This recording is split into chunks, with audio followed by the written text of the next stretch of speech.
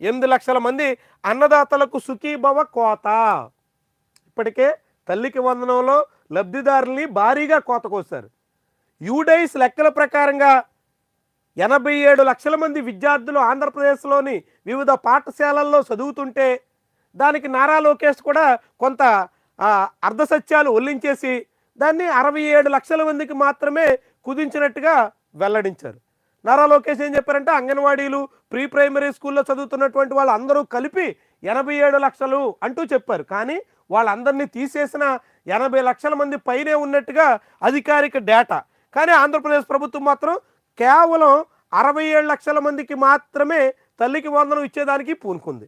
ఆ 67 లక్షల మందిలో కూడా అనేక మంది అర్హులు తమకు రాలేదంటూ ఇప్పటికే చాలా రకరకాలుగా గగ్గోలు పెడుతున్నారు. ఇప్పుడు ఆ తర్వాత తల్లికి వందనం తర్వాత అన్నదాత సుఖీభవ, ఇందులో 8 లక్షల మంది రైతులకి కోత కోసేస్తున్నారు.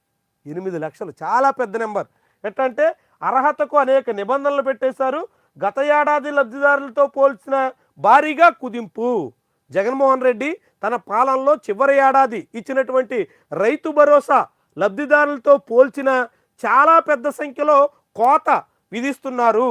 చాలా తక్కువ మందికి మాత్రమే అన్నదాత సుఖీభవ ఇచ్చేదానికి ప్రయత్నిస్తున్నారు. 45 లక్షల మంది చిల్లరకు మాత్రమే లబ్ధిదారులుగా చేరుస్తున్నారు. 52 లక్షల మందిగా రాష్ట్రంలో రైతు భరోసా అందుకుంటే అందులో 45 లక్షల మందికి మాత్రమే అన్నదాత సుఖీభవ అందబోతోంది అంటూ ప్రజాశక్తి కథనం. మరి ఇదే జరిగితే రైతులకి తీరని అన్యాయం చేసినట్టు అవుతుంది. ఇప్పటికే రైతులకు ఏటా ఇస్తామని చెప్పినటువంటి పెట్టుబడి సహాయం తొలి ఏడాది ఎగ్గొట్టేశారు. మొదటి ఖరీఫ్కి లేదు, ఆ మొదటి ఏడాది రబీకి కూడా లేదు. ఇప్పుడు ఖరీఫ్ ప్రారంభమైపోయింది. ఖరీఫ్ ప్రారంభమైన తర్వాత ఇప్పుడైనా ఈ అన్నదాత సుఖీభవ నిధులు ఇస్తారా అని లక్షల మంది ఎదురు చూస్తుంటే అందులో మళ్ళీ అనేక నిబంధనలు పెట్టి రైతుల్ని కోత కోసే ప్రయత్నానికి పూనుకోవడం అన్నది చాలా విడ్డూరంగా కనిపిస్తుంది. తల్లికి వందనమేమో జగన్మోహన్ రెడ్డి 43 లక్షల మందికి ఇస్తే మేము 67 లక్షల మందికి ఇస్తున్నాం కాబట్టి మాదే ఎక్కువ అని చెప్పుకుంటున్నారు.